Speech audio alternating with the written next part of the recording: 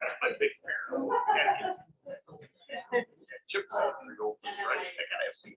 Yeah, those are high paying jobs. $100,000. Good paying jobs.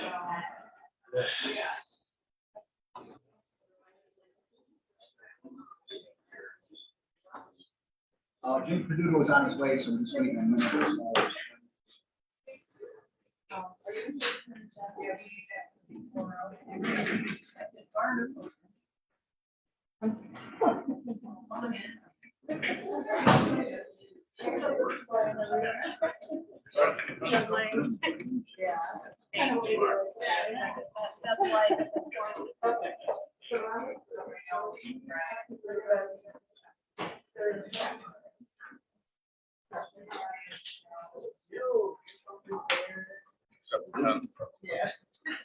Except for that.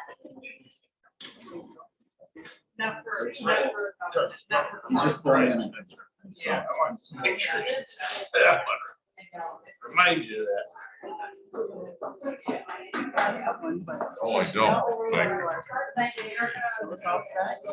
I'm okay, I got it on. Yeah.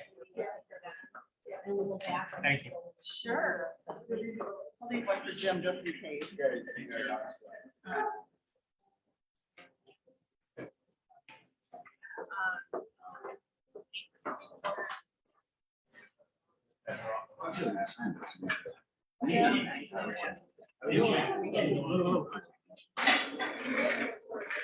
Hey, Jim, how you doing? How you doing? All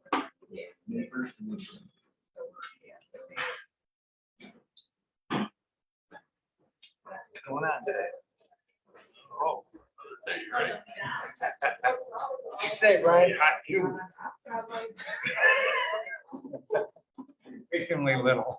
That's what I say. That's it. Sometimes that's better. Yeah, I'm learning that. Slow learner, but you know. Moving target. How you doing?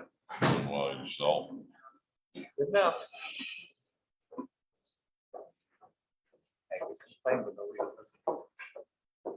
Hey, I'll set down there.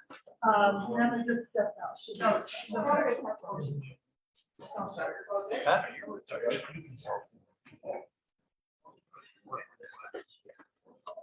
Good morning, we'll call the meeting to order.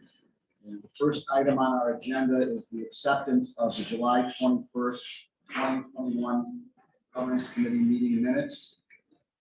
Those were sent out to all members. They had an opportunity to make any additions or deletions and forward them back to Carrie. And that has been completed. So we'll accept the meeting minutes for the record. Next item on the agenda is public comment. Anyone wishing to address the committee has an opportunity to speak for 5 minutes. All we do is ask that they identify themselves, their name, and their address. Got the floor. So at this point, I'll open up public comment if there's anyone wishing to speak. Thank you, Mayor. John Solomon, Laker Veteran Things in New York. On the mortgage tax, let's look at that. Let's isolate that, the mortgage tax exemption. You know, it's interesting because Mr. Mahalko and other county clerks 4 years ago when they were running for the election talked about revenue. You know, you couldn't send in your registration.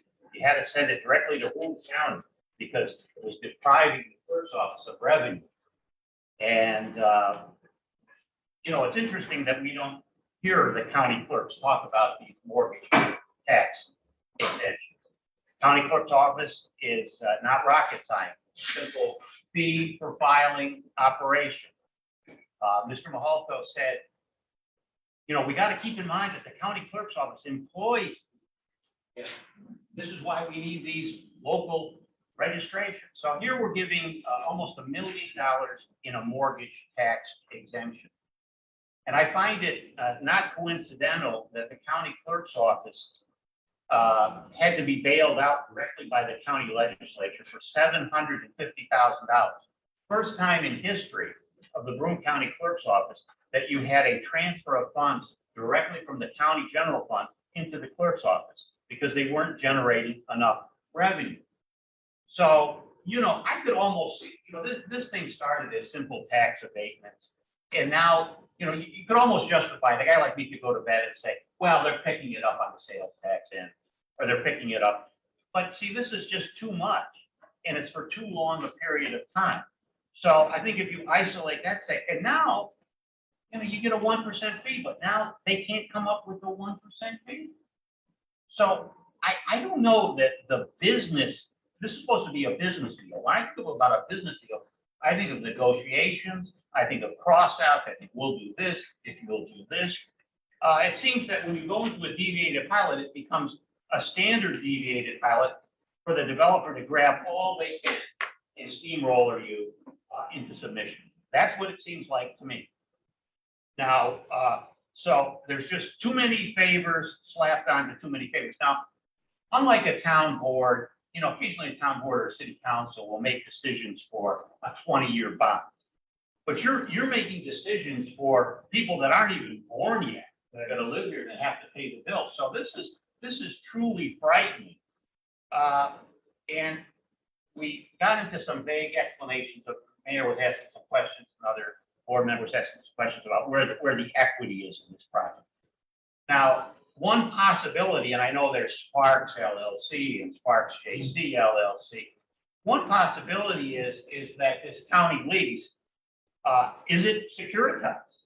When you endow a lease, a governmental lease for 15 years with escalators for $10, $15 million, that's a lease that any real estate operator would like to have in his back pocket. So the question is that back pocket going to be the equity into this new Sparks? I'd be remiss in not putting this on the record. Jason Garner was here. Sparks LLC, in addition to Matt Collis, is Jason Garner's largest campaign contributor. Every filing, $5,000, JFM, $5,000, $5,000 here, $5,000 here. That doesn't look good to me, particularly when this first deal was not RFP. Somehow, Sparks LLC ended up with a county lease without an RFP at $2, $3 square foot more than competitive space. So I'm just saying, let's get back to business. Let's get back to business negotiations, real business negotiations, and not just say, oh, well, this is the way the guy wants it, it's this way. It doesn't smack of real business. It doesn't smack of real negotiation. I think the board is doing a good job at questioning. I hope that adjustments are made. Thank you. Anyone else at this point would like to address the committee? Seeing none, we'll close that section of the meeting.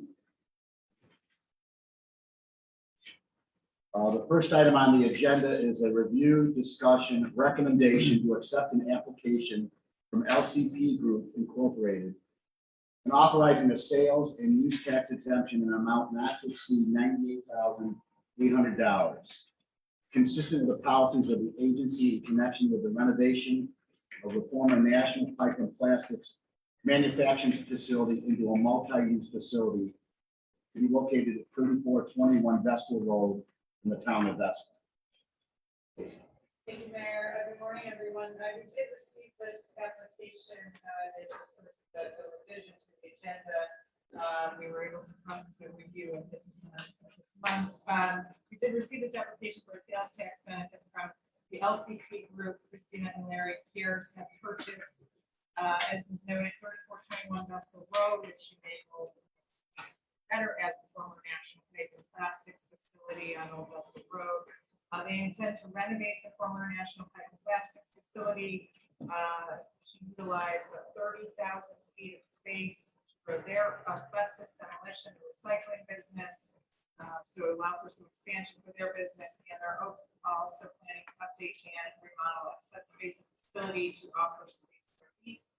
Approximately 115,000 square feet of building space will be available. The space will be best suited as shared space for commercial and industrial companies, including construction, recycling, manufacturing, and warehouse. I can tell you that we do have a lack of space right around the 100,000 square foot realm. We do get a fair amount of inquiries. So having more space available for lease total project costs, as you know, the application capped at about 3.1 million. The applicant is seeking about 98,000. $98,800.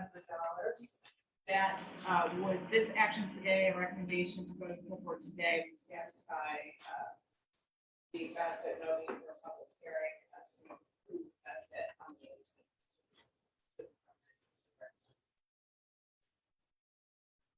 Are there any questions or comments for Stacy? I was reading the application. It's nice to see that the jobs created are actually substantial amounts of salary for everybody. That's, you know, there's no low paying jobs in the application, so Yes, it's nice to see.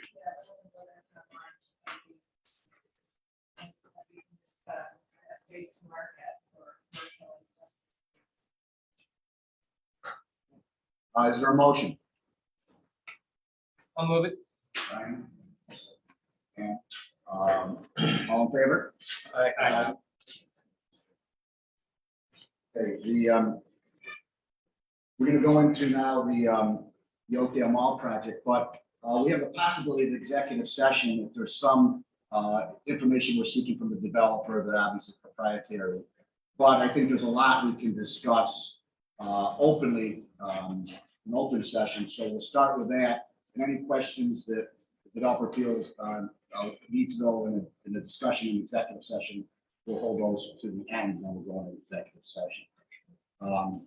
So the next item on the agenda is a review, discussion, recommendation, to authorize the leaseback transaction to facilitate the acquisition, construction, rehabilitation, renovation, and equipping of a portion of the Oakdale Mall located on Harry L. Drive and Reynolds Road in the village of Johnson City, and appointing Spark JC LLC, the company, as agent of the agency for the purpose of acquisition, construction, rehabilitation, renovation, and equipping the project, and authorizing the execution and delivery of certain documents with respect thereto, including a payment in lieu of tax agreement deviating from the agency's uniform tax exemption policy, and the sales and use tax exemption benefit in an amount not to exceed $3,093,333.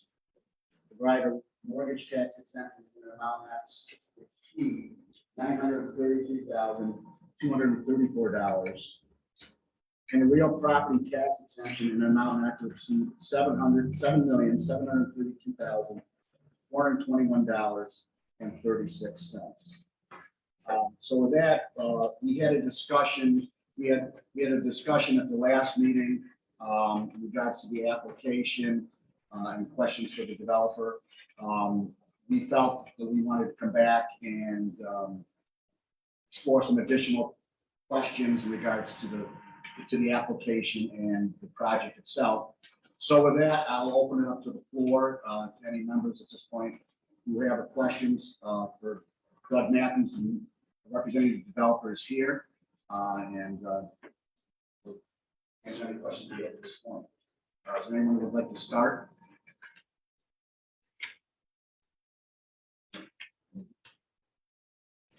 I'd rather be last than first. Very well, Brian, anything right now? I will, but I'm thinking and formulating it. I'll give you a second. All right, so, I guess I'll start and then, the questions I get.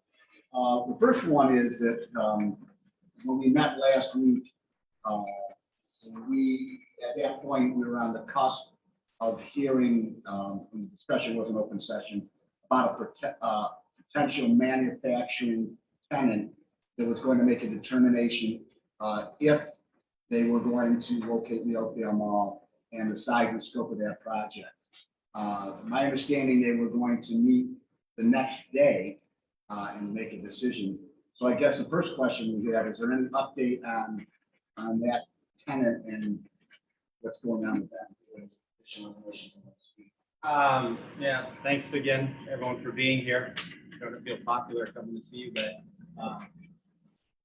they did have their board meeting. This proposal was discussed. They didn't get a They asked for some further information. We're looking for some documentation showing that the commitments we're talking about, that include the pilot and some funding, we're actually going to get pushed through. So we're trying to work on providing them some documentation and backup. So we don't have a decision at this point. They just asked for some further information. Is there any timetable when they make a decision? No, I mean, so the question is, will there be a decision before our board meeting next week? Is that feasible, you think, or? I couldn't tell you, Rich. I don't know. We're just trying it. The big commitment. It's the big company, and it's a big process. I had a phone call from them, with additional questions. I would benefit other funding, and I know that there are some limitations. All as a timeline, all I was told was that there were weeks and months worth of due diligence and stamp. So I get the impression they do want to make that.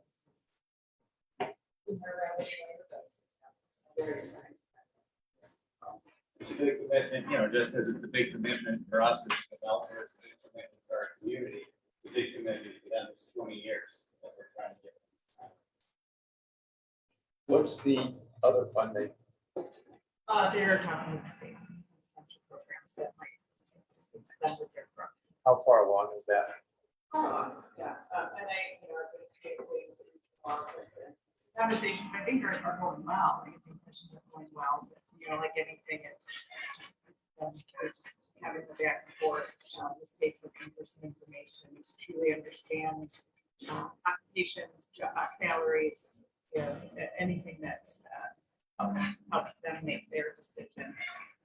But the state does, I think, look at this as something, and they're taking that way. Last time we were together, we had to make a decision because they were going to meet the next day and it was imminent. Doesn't sound quite so imminent right now. What I know that in my conversation with representative of the company, there's noted a conversation this week with the CEO. They wanted to understand the process with the pilot, how that works, how they as the tenant was the beneficiary of that. So they've been asking a lot of questions. So I walked through the process, let them know where we were in the process, what the next steps were.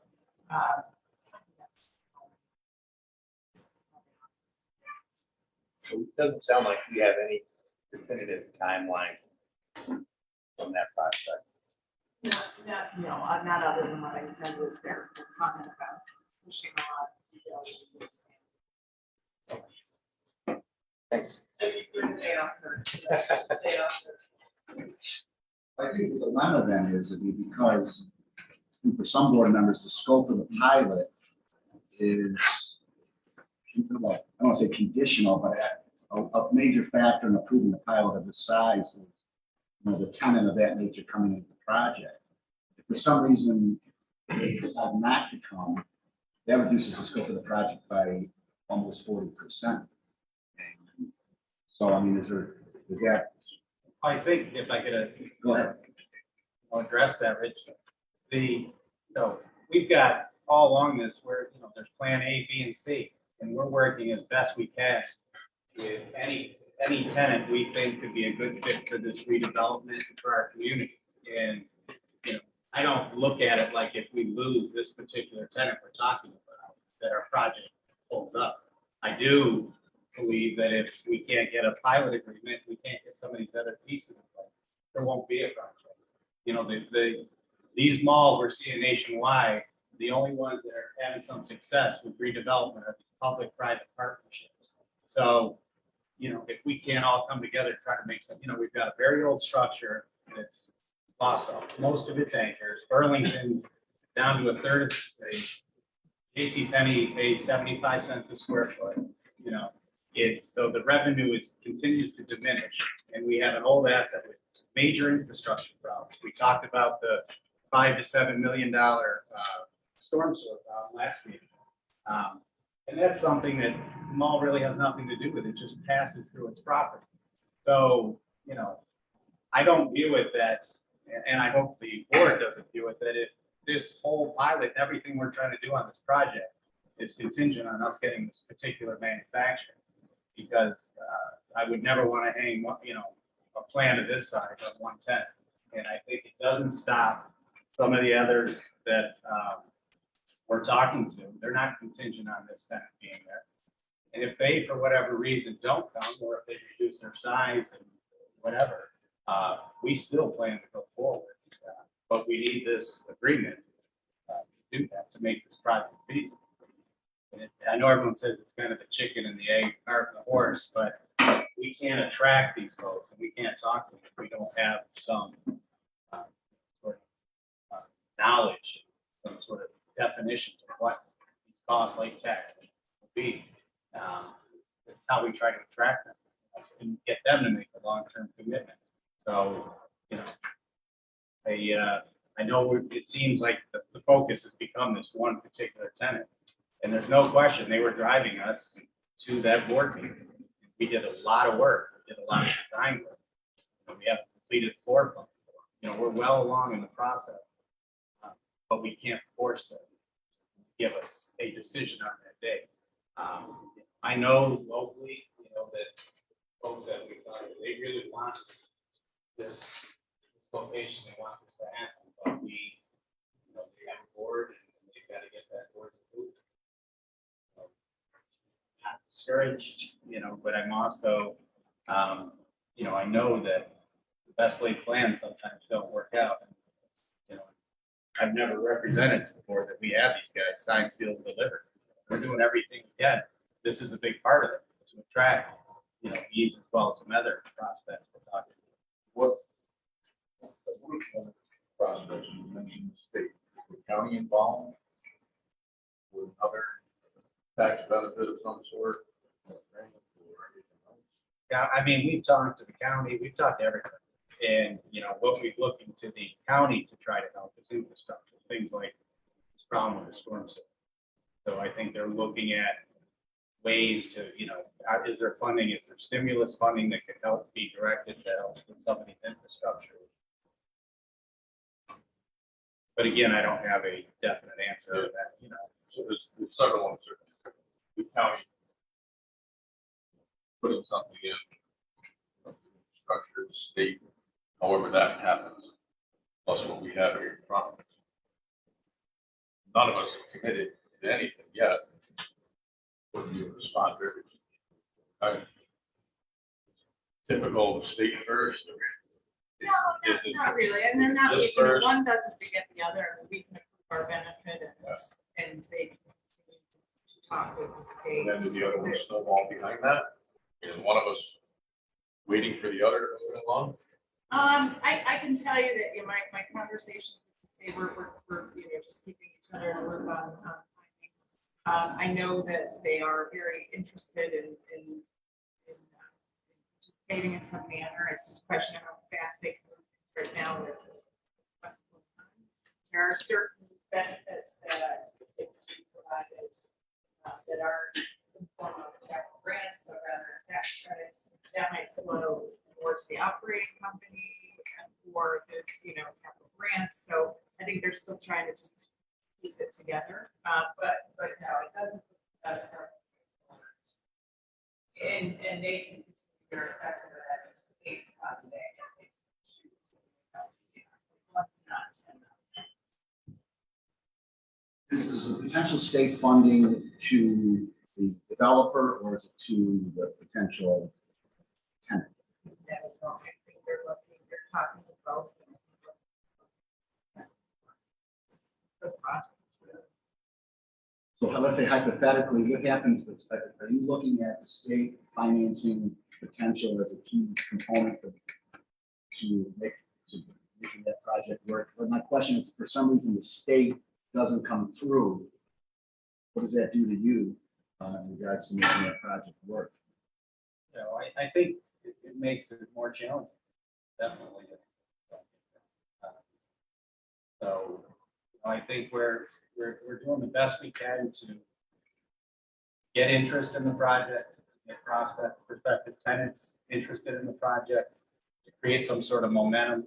But it is challenging when we don't have definitive answers. The pilot is something everyone asks first, and then every discussion we talk to, any prospect about where we're at, how far along are we in that. So I can tell you, if we don't get it, if we don't get that will kill the project. What about the state? I think it reshapes maybe some of the prospects that we can get. Some, it's much more critical than others. So the pilot, and you described it as, running into the entire project and having a benefit to the performance of the entire project. So I'm moving off of that single manufacturing tenant, much as the conversation has been. So there's some existing retail there. The plan looks like it includes retaining some of that existing. What is the status of that? In other words, are there leases in place that continue, or is there work that has to be done to fit out that space, or are they mostly just going to continue to occupy space they already have? I'm just trying to understand that part. Well, a lot of the tenants, and understand again, we don't own the mall. We're under contract to buy. So we don't have any control of the tenants over there. Many of the agreements over there, what they call license agreements. So tenants, I think their approach has been, let's make the mall still feel alive. So I think I told you last meeting, they'll take deals like $6,000 for a regular store that, would be 3,000-4,000 feet, $6,000 for the year, and that includes taxes, maintenance, utilities, rent, any common area charges. So, it's ridiculous, but, that's not going to keep that mall afloat. So they're just limping along, but those license agreements are all short term. They have some long term with some of the telcos, like at AT&T. There's a few of those over there. But for the most part, more and more of their agreements are license agreements, or short term, where either side can cancel a lease in 30 days notice. So if you're successful in creating the project for which we've got kind of a concept plan, what's your model with respect to those kinds of retail? I think they're useful because I think we're trying to create a work, live, play environment and wellness, so that I think people, let's say we get this manufacturer and they've got 500 people working there. Those folks would like to go work out maybe in the morning, so they can do that there without having to leave. They want to go get something to eat. Maybe they want to do a little shopping, they can get some food they need. So they can do all that. Those things, those other smaller stores support the bigger pieces that we're trying to. Understood. I mean, and if I'm getting into proprietary territory with my next question, that we should move into executive session on, I can hold it, so tell me. But in the old model of retail malls, you'd have these anchors that would pay low per square foot cost. The presence of the anchors created traffic, and so the smaller retail spaces paid a higher per square foot cost.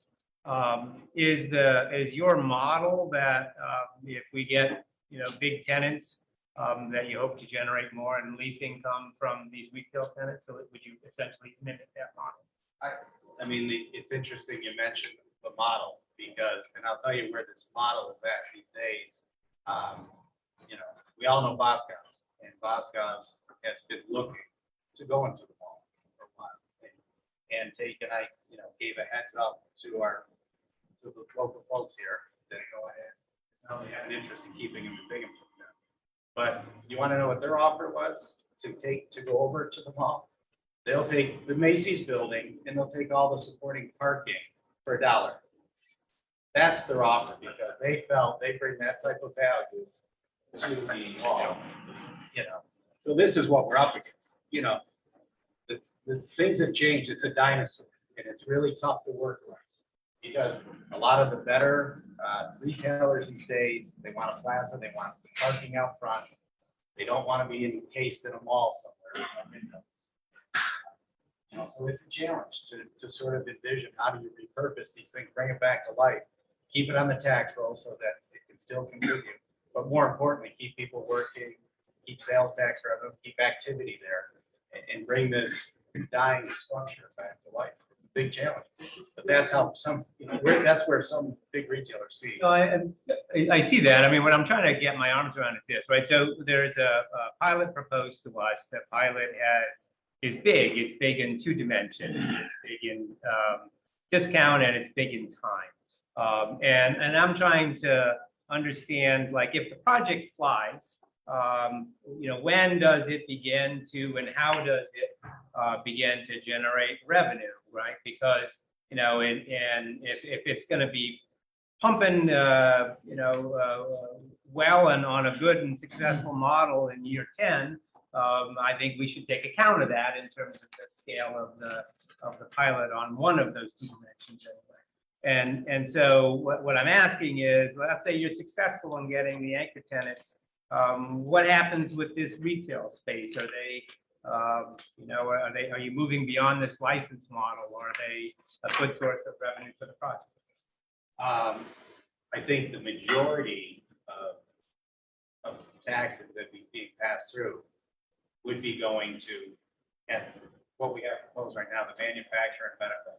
And I think, again, I said last meeting, medical typically doesn't pay any taxes. No different than if we have the university there. I mean, even if we have the university there and they're paying some taxes, that's a win, because if they owned it, then so with manufacturing and with medical, you know, you're dealing with two traditionally very low-paying tenants for taxes, or people that are exempt from taxes. So, so I think it's a win to get them, because you usually value those people, because manufacturers create other jobs in the community, and they employ a bunch of folks who then go and pay their property and school taxes and who buy things in the community and generate sales tax. And the medical is great service. We have an aging community. We can continue to upgrade our services here. It's a big asset to our community. So I think, you know, I wish I had all the answers for you guys in terms of specifically this is who's going in every box. But, you know, all I can tell you is if we don't get this pilot and some of the things we're doing, it really probably knocks our chances down dramatically in being able to do a deal. And I'll stress again that, because I think people forget about it because it's kind of at the back burner. You've got this tax litigation that goes back 5 years. Now, if you got a 70 million, if the mall was altogether, I think it was assessed around 70 million, and, you know, it is worth 10, say. So it doesn't take, you know, any rocket scientist to figure out what a judge may rule. We got a $6.5 million settlement that we were able to negotiate on behalf of the municipality, which I think was a huge win for everybody. So if this deal falls through, and they're already pushing now, keep delaying the closing of this mall. We're pushing now. Alan Pope was contacted. They want to restart mediation, push to a trial, because they're getting nervous that we won't close. And they've made it clear if we don't close and we don't finish this package deal, that they'll pursue the courts, you know, for a judgment. And when we talk about that type of money, you know, I think you look at $6.5 million, something that's paying almost $5 a year, over 5 years. You know, it could get to that. So, and I don't think I'm not overstating, I'm not exaggerating. I'm just pointing out the facts of where that, you know, that other piece of this whole package.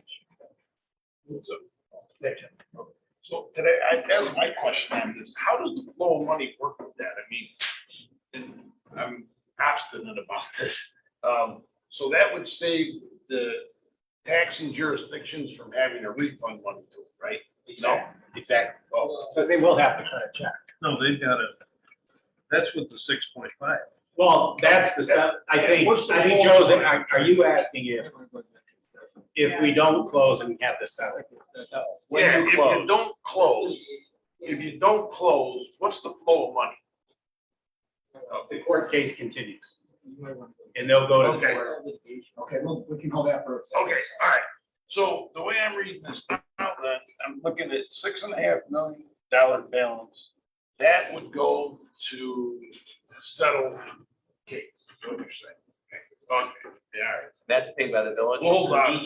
Each municipality pays We're their gonna program hold, share. we'll hold that one. Yeah, we'll wait till later. I just want to come back to the model. You've got some out parcels, it looks like maybe some restaurant pads, maybe some housing at the other end. Where do you stand with any of that? Is that purely conceptual or are there actually potential tenants? No, potential tenants, on the out parcels. Some good ones. And what's the nature of that kind of structure? Do you just, they pay a lease for the site? Share of revenue or lease? We haven't signed any leases. On this pilot, we understand the importance of pilot just because of where we live and the situation we're in. We had a project come to us earlier in the year, remember, with the same 28-year request. And in my mind, I just kind of like to match up benefits to the, liability, all that stuff. So like 28 years, I mean, is that negotiable? I mean, would a 20-year pilot work or, you know what I'm saying? I mean, the 28-year thing, isn't that almost beyond the useful life of the facility almost? I hope not, because I think we're looking at, Joe, probably 5 years of construction. So, that's, before we really get rolling on. So I think when we finish, we're gonna have no different, completely renovate a house, hopefully it's in much better shape. Yeah. Its life now is extended dramatically. So, But yeah, at some point, all the renovation starts over again, right? It's or you keep it up as you go along and hopefully you don't have this type of situation, where it gets so far. It's just like, as something starts to struggle, the maintenance gets deferred and start pushing things down the road. Is that to Joe's point, is that a negotiable timeframe? No, you have 3 to 5 year construction, I understand that. Is it 28, can that be something less? Don't know. I thought we had already kind of established that framework of 28, so. Yeah, I know, before we had a project come here earlier in the year, right? Was it the Cape Time Flight? Yeah, and we. 30, and the board is the board was 30. It was 30. 20, and that was in the line With the useful life of the wells. turbines. Yeah, right, that's- And then there was some discussion on lease, Yeah, right. lease terms for financing. But we got comfortable with everything kind of matching up at that point. Yeah. And to your, just the process. This is the stage where, right, then. So. That's what happens. Doug, last week, we kind of talked about the equity. I know after a number of the members kind of wanted more detail on that. In the application, you talked about $23 million in equity being devoted to the project. Can you break that out for us? What components make up the $23 million? Well, I think, number one, I think that would be executive session, Okay. but I'm trying to understand what is the mandate of the agency? I've never been through this process where the agency's digging into the financing of the project. I'm trying to understand, I thought it was kind of the viability you guys look at and the pilot. I feel like we're getting into other areas, and if that's changed, and I need to understand that, please let me know. I'm trying to understand how the relevance of getting in at this point in the process. Well, we can do that in executive session. Well, the reason why is because when we get an application, when we get a pilot application, the developer fills out the application and describes the project and their commitment to the project, which is the equity and the bank financing. So so when we see figures like that, we're just saying, for us to approve, the multi-million-dollar pilot, we're looking at, all right, the developer says they're contributing 23 million.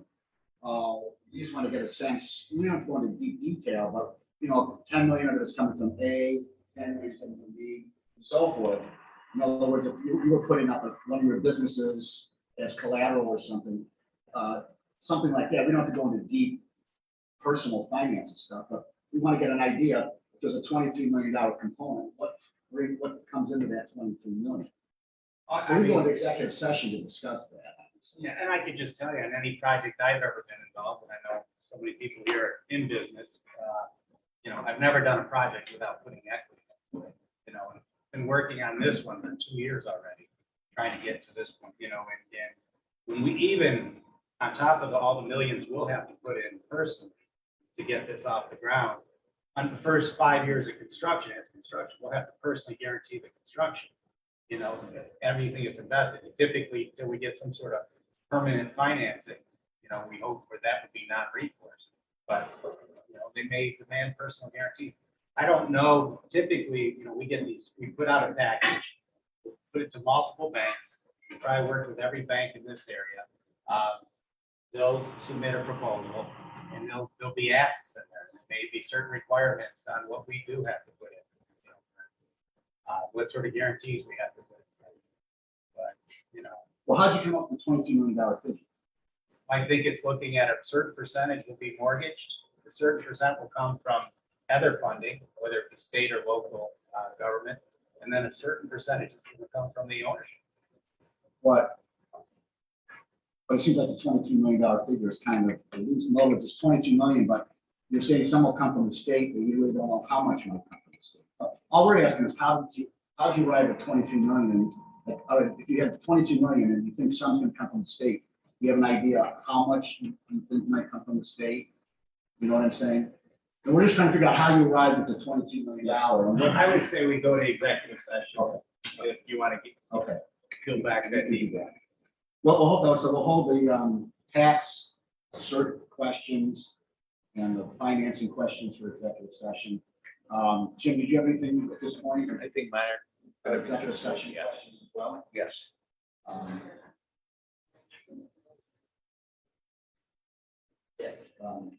Okay, I guess we can move into executive session. I did want to, for the general public that saw this meeting, I wanted to show that we did have some discussion openly. We tried to discuss as much of this in open form as we could.